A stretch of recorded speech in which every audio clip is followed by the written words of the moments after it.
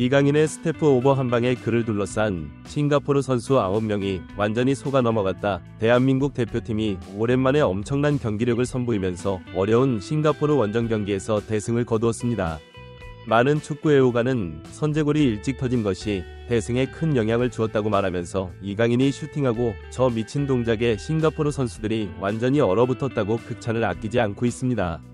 이날 경기의 이모저모 풋볼 잡지가 자세히 알아보겠습니다.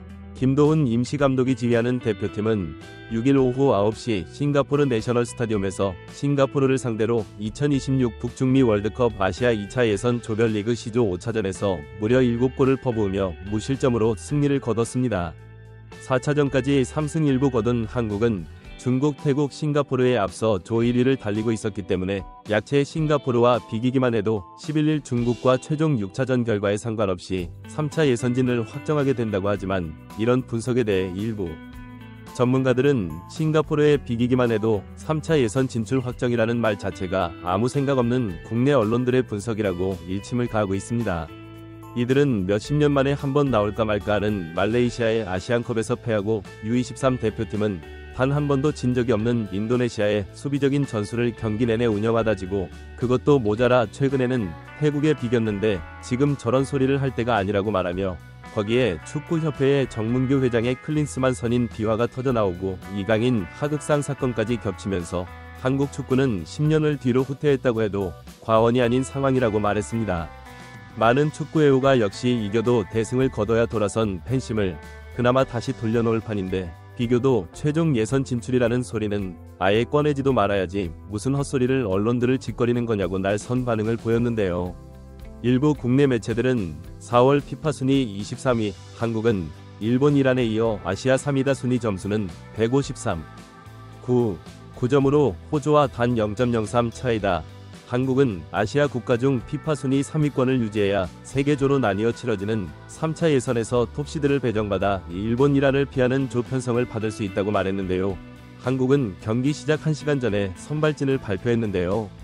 최전방에 주민규 좌측 윙어의 손흥민 우측에는 이강인을 배치했고 그 아래에 이재성과 황인범을 배치하고 곧백을 보호하는 역할로 큰 정우영을 배치했습니다.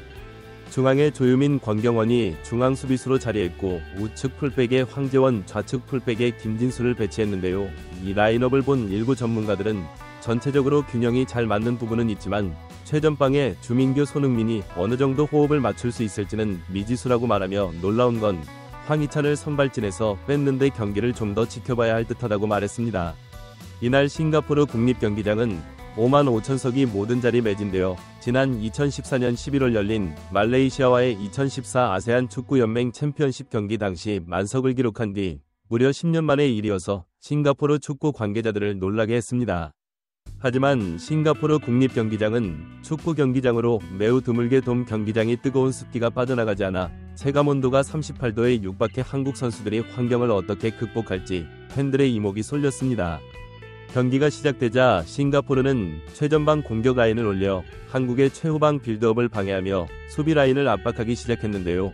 하지만 전반 3분경 손흥민이 공간으로 침투하는 김진수에게 패스 컷백으로 연결해 위협적인 장면을 만들며 서서히 시동을 걸기 시작했습니다. 전반 8분경 손흥민이 왼쪽에서 공을 받아 중앙으로 치고 들어가며 오른발 가마차기 슛을 싱가포르 골키퍼가 선방으로 막아냅니다. 공이 중앙에서 흐르자 원톱 공격수로 출전했던 주민규가 적극적으로 공을 따라가 이것을 페널티 박스 안에 있는 이강인에게 연결. 이강인이 상대 수비수를 제치며 오른발로 강슛을 때려 선제골을 만들어냅니다. 장면을 본 일부 팬들은 이강인이 오른발로 슛하다니 정말 충격적이라고 말하면서 도대체 어떻게 상대 선수를 제쳤다니 안된다고 혀를 내둘렀습니다. 일부 전문가들은 이강인의 저 순간적인 동작은 스테프를 공 위쪽으로 짚어 자신이 왼발로 슈팅할 것처럼 암시한 후 오른발로 슈팅을 해버리는 기괴한 동작이라고 말하며 이강인을 애워싼 선수들이 이강인이 왼발로 슈팅할 줄 알고 있다가 오른발로 슈팅을 해버리면서 모두 순간 정지 화면처럼 이강인의 슈팅을 바라만 보는 장면은 이날 경기의 압권이라고 말했습니다. 하지만 싱가포르는 홈팬들의 열렬한 응원을 받자 전혀 위축됨이 없이 한국을 몰아붙이며 결정적 찬스를 만들어내는데요. 일부 전문가들은 프리킥을 내줘서는 안된다, 위험지역에서 쓸데없는 파울을 해서는 안된다고 말했습니다.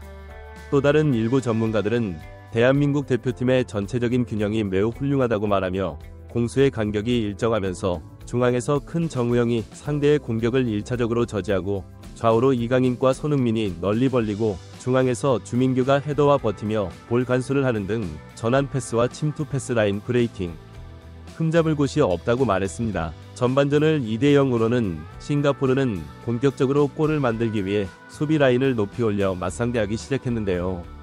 김도훈 감독은 손흥민을 상대 수비 뒷공간을 닿도록 하고 그에게 모든 선수가 대전환 패스를 해 손흥민에게 공을 연결하게 합니다. 손흥민은 후반전에만 2개의 멀티골을 장렬시키며 팀의 7대0 대승을 이끈다. 장면을 본 많은 축구 전문가는 김도훈 감독이 손흥민을 어떻게 쓰는지 정확하게 알고 있다는 분석을 내놓았습니다. 특히 주민규가 내려와 공을 받은 후 좌측에 뛰는 손흥민에게 공간으로 한 번에 연결하는 패스를 하는데 이것이 이날 김도훈 감독이 선제를 넣은 뒤 손흥민을 어떻게 쓸지를 정확하게 보여주는 장면이라고 말했습니다. 이들은 손흥민은 세계 최고의 역습 공격수이다. 상대의 수비 뒷공간을 타격할 때 중앙에 있는 선수들이 손흥민에게 이런데 전환 패스로 연결해야 하는데 주민규가 원이지만 저렇게 내려와 한 번에 연결하는 연계 장면이 그의 특기인데 기동력에서 조금 떨어지는 주민규가 손흥민의 기동력을 살리기 위해 중앙까지 내려와 과거 토트넘에서 케인이 손흥민에게 패스를 연결하던 그런 전술을 사용한다고 말했습니다. 대한민국 대표팀은 그 이후로 이강인과 황희찬의 골로 싱가포르를 무려 7대0이라는 엄청난 스코어 차로 대승을 거두었는데요. 일부 팬들은 이 정도면 김도훈을 정식 감독으로 임명해야 하는 것 아니냐고 말하면서 대한민국 국가대표 경기 중 이런 시원한 경기는 본 적이 없는 것 같다는 말까지 나오는 상황입니다. 몇몇 축구 전문가들은 충분히 가능성이 있는 이야기라고 말하며 강팀을 만났을 때 어떻게 경기를 운영하는지 관건이긴 한데 유럽의 강호들과 어깨를 결로 본 적이 없다는 점이 월드컵에 나가 주눅이 들 수도 있는 변수가 있다고 말했습니다. 이들은 이어 손흥민을 매우 잘 활용했다는 점뿐 아니라 후반전에 교체로 출전시킨 선수들이 모두 맹활약했다는 점을 우리는 주목해야 한다고 말하며 1군 선수와 후반 교체로 들어온 선수는 기량 차이가 크게 나면서 삐걱거렸던 것이 사실인데 김도훈 감독은 후반전에 교체로 들여보낸 선수들이 여전히 위력적으로 상대를 압박해 한국의 선수층이 이렇게 두꺼운지 새삼 느끼게 해준 경기라고 말했습니다. 손흥민은 경기 후 인터뷰에서 모든 원정 경기는 다 어렵다 하지만 여기서 이런 대승을 거둔 것에 큰 의미가 있고 모든 선수가 다 힘을 합쳐 이 어려운 상황을 극복하려는 점이 경기 결과로 이어진 것 같다고 겸손하게 대답해 많은 팬으로부터 겸손한 손흥민의 인성을 엿볼 수 있는 인터뷰라고 말해 또 다른 많은 팬의 큰 공감을 얻었습니다. 구독 및 멤버십 가입은 매일 더 나은 영상 제작 열정을 타오르게 합니다. 이상 풋볼 잡지가 N